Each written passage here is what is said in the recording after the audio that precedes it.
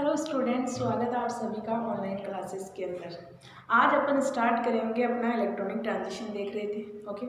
Electronic transition के अंदर देख रहे थे कि कौन सा अपने पास ट्रांजिशन होगा, किस तरीके से होगा, क्या होता है इसमें। अपन ने देखा कि किस बेसिस पे इस पर इसको डिफाइन किया जाता है और कैसे इनकी पीक प्राप्त होती है। ओके, तो अपने पास इलेक्ट्रॉन का ट्रांजिशन होगा, ट्रांजिशन की वजह से क्या होगा, वो पीक प्राप्त होगी। ओके, ये आगे का पार्ट है ना।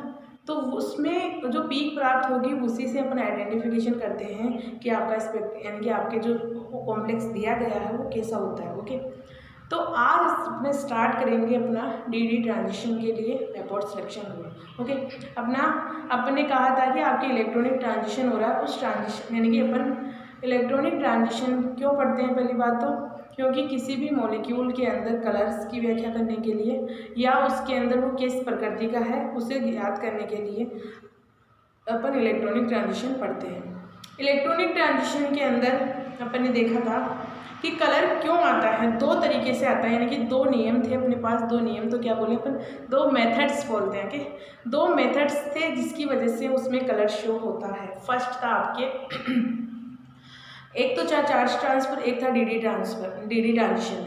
तो अपन आज देखेंगे डी ट्रांजिशन के लिए रूल्स, यानी कि अपने पास जब अपन कोई भी स्पेक्ट्रोस्कोपी पढ़ते हैं उसके अंदर कुछ सिलेक्शन रूल दिए होते हैं ना। जैसे अपन ने एनएमआर देखा, एनएमआर में अपने पास सिलेक्शन रूल था। यूवी और आईआर भी पढ़ा था अपन ने, उसके अंदर भी अपने क्या था, सिलेक्शन रूल आते हैं। उन सिलेक्शन रूल्स के अकॉर्डिंग अपन डिफाइन करते हैं कि आपके पास दिया गया मॉलिक्यूल किस तरीके का होता है। ओके, यानी कि कुछ सीमाएं होती है, कुछ लिमिटेशंस होती है किसी भी स्पेक्ट्रोस्कोपी के अंदर अपन एनालिसिस करने से पहले। तो आज वो जो अपन रूल्स देखने वाले हैं, सिलेक्शन रूल इलेक्ट्रॉनिक स्पेक्ट्रा के लिए। ओके, और वो होगा आपका चार्ज ट्रांसफर नहीं ले रहे हैं, अभी ले रहे हैं केवल डी ट्रांजिशंस यूज़ कर रहे हैं। क्योंकि इलेक्ट्रॉनिक स्पेक्ट्रम या इलेक्ट्रॉनिक ट्रांजिशन का किसमें कैसे होता है कि इलेक्ट्रॉन का ट्रांसफर हो, यानी कि एस से पी में जा रहा है, डी में जा रहा है, किस में जा रहा है, वो ट्रांजिशन अपन देखने वाले हैं। Okay,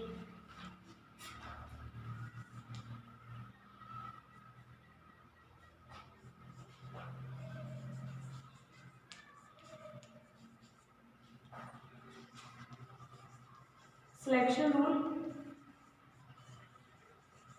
for electronic spectra. Selection rule for electronic spectra, upon electronic spectra के लिए सिलेक्शन रूल देखते हैं। इस रूल को अपन लेपोर्ट सिलेक्शन रूल भी कहते हैं। ओके, इस रूल को अपन कहते हैं लेपोर्ट सिलेक्शन रूल। लेपोर्ट का मतलब केवल एक साइंटिस्ट का नाम है और कुछ यहाँ कोई और नहीं है उसका मतलब। ओके, तो इस सिलेक्शन के रूल के अकॉर्डिंग होता है कि वो ट्रांजिशन आपके पास वो अलाउड है। यानी कि सिलेक्शन रूल क्या होता है, पहले तो ये देखो कि जब भी कोई आपके पास ट्रांजिशन हो रहा है वो ट्रांजिशन अलाउड होगा या नहीं होगा, यानी कि उसे अपन बोले कि हो रहा है या नहीं हो रहा है, या रियल में वो हो रहा है या नहीं हो रहा, वो कंडीशन देखने के लिए अपन कुछ सिलेक्शन रूल देखते हैं। यानी कि वर्जित होगा या अलाउड होगा या फॉरवर्डेड होगा। ओके, तो वो रूल देखने के लिए अपन ने लेपोर्ट सिलेक्शन रूल यूज़ किया।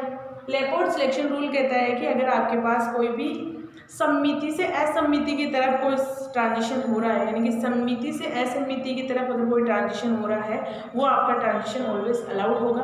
और अगर आपके पास कोई सम्मिति से सम्मिति ट्रांजिशन हो रहा है, असम्मित से असम्मित ट्रांजिशन हो रहा, वो आपके क्या होगा, फॉरवर्डेड होगा, यानी कि वर्जित होगा।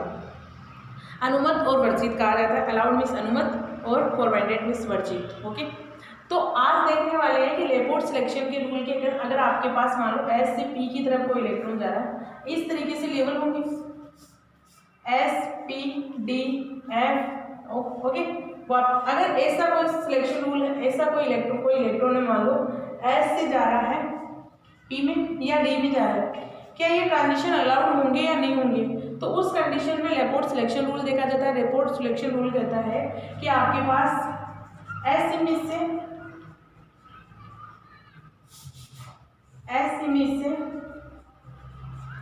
सीमित की तरफ जाएगा,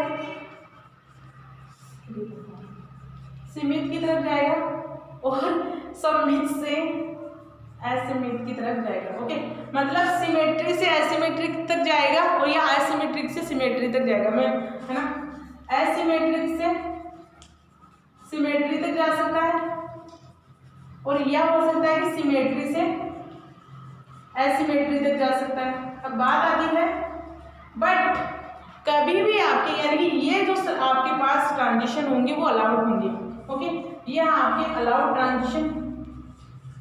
बट आपके पास अगर कोई ट्रांजिशन ऐसा हो रहा है जिसके अंदर सिमेट्री से सिमेट्री की तरफ जा रहा है और एसिमेट्री से एसिमेट्री तक जा रहा है,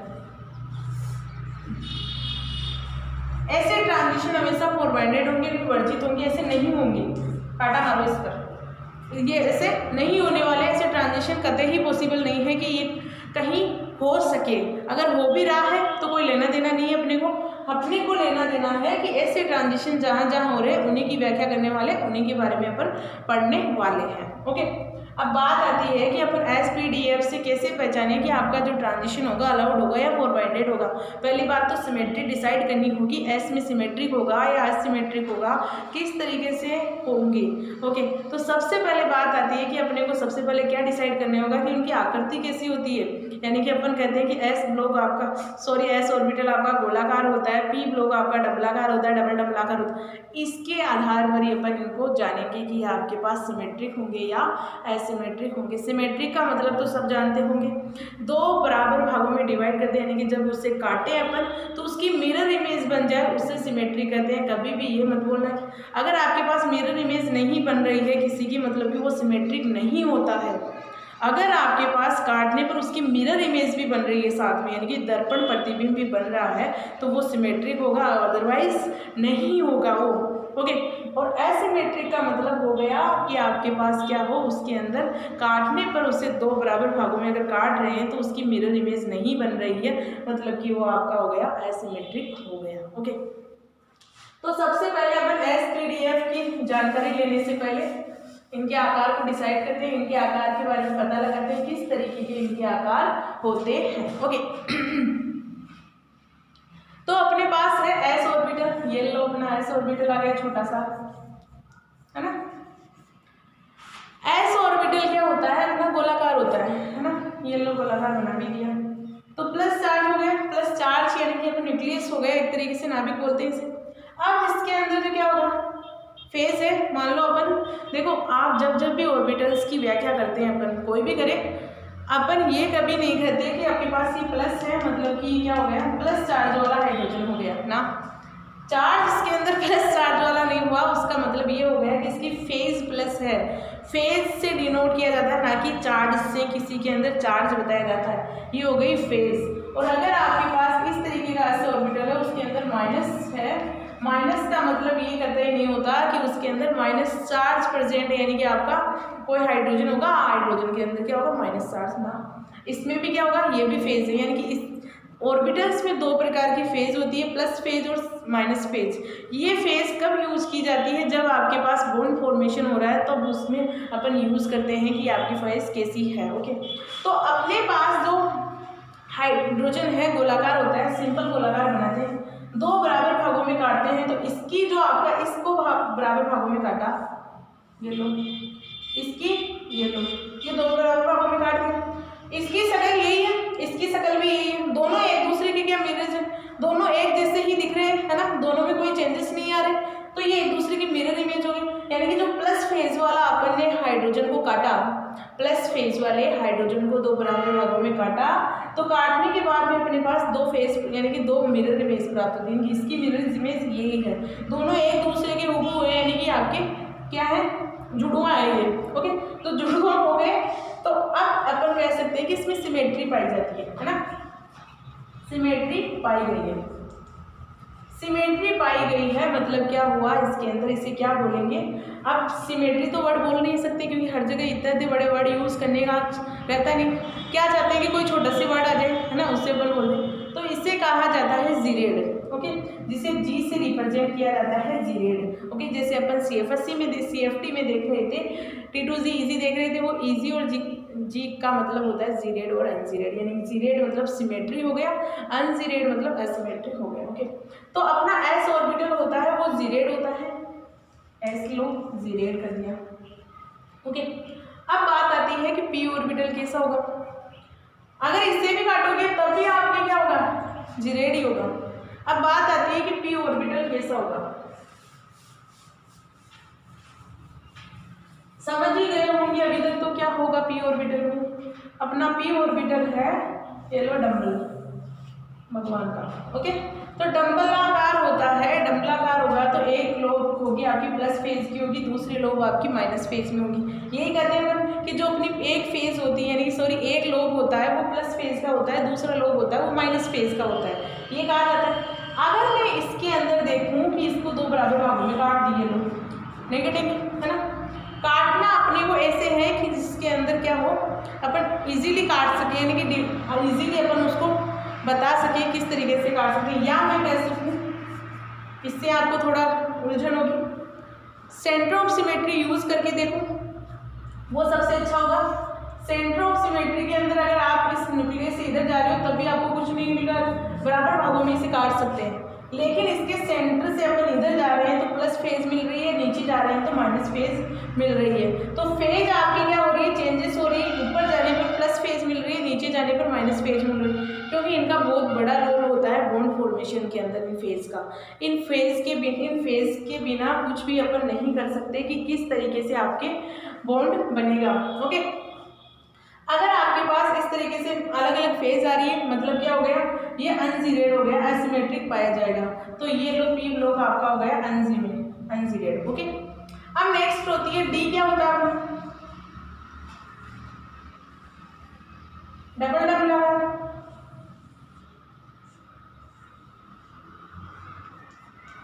ये होगा।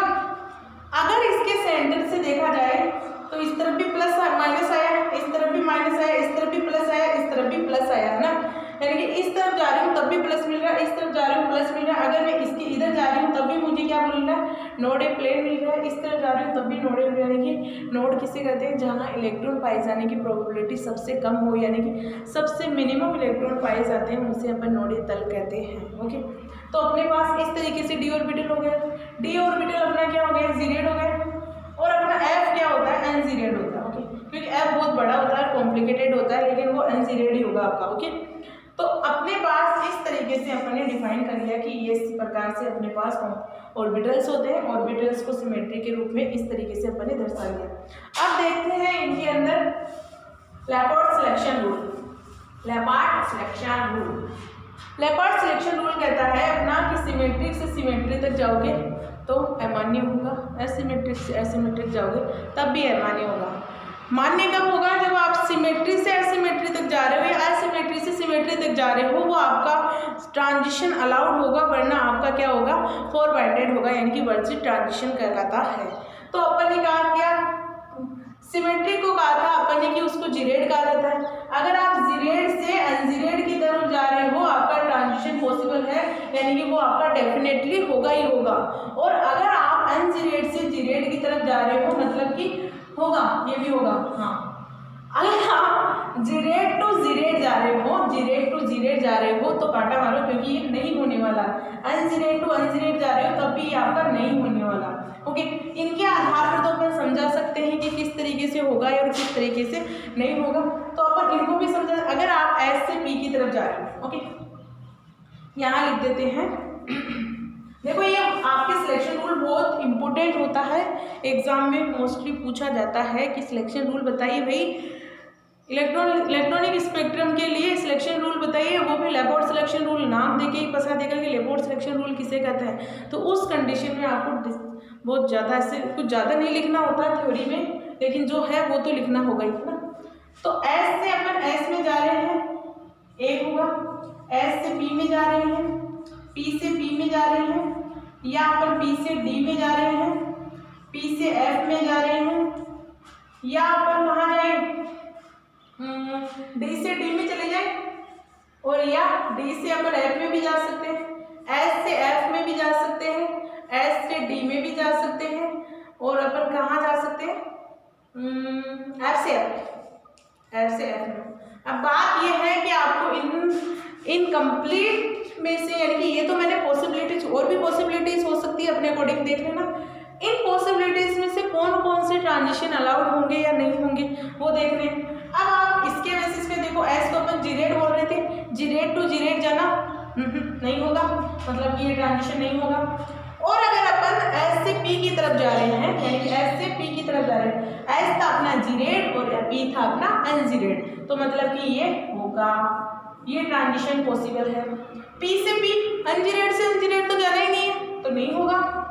फिर से पी से टी, पी क्या है अनजीरेड, ये जीरेड होगा, डेफिनेटली होगा। फिर है पी से एफ, पी अनजीरेड हो गया, एफ भी अनजीरेड होगा, नहीं जाएंगे। ओके, कांटा मारो जिसको नहीं जाना है, ये लो। अब अपने पास पॉसिबिलिटीज क्या थी, डी से डी, नहीं होगा क्योंकि डी क्या है आपका जीरेड है, जीरेड टू जीरेड तो जाना ही नहीं है, अनजीरेड टू अनजीरेड भी नहीं जाना है, कुछ अलग जाना है। ओके, तो ये भी नहीं होगा। अब था आपके डी से एफ, डी से एफ है, डी से जी है, एफ से अनजीरेड है, जी से यू जा सकते हैं, बिल्कुल ये होगा, डेफिनेटली होगा। अब बात आती है कि एस से एफ, एस हो गया आपका जीरेड और एफ हो गया आपका अनजीरेड, जा सकते हैं, बिल्कुल जाएंगे, ये लो होगा आपका ट्रांजिशन। एस से टी, जीरेड से जीरेड नहीं जाना है, ये लो काटा मारो इस पर भी। एफ से एफ, अनजीरेड टू अनजीरेड नहीं जाना, ये भी काटा। अब जितनी आपसे पॉसिबिलिटीज बन सके वो बना लेना, और अब इन्हें दर्शाएंगे कैसे, है ना, किस तरीके से रिप्रेजेंट करेंगे। ये तो हो गया अपना नॉर्मल, अपन नॉर्मल तरीके से इन्हें दिखा सकते हैं। तो अब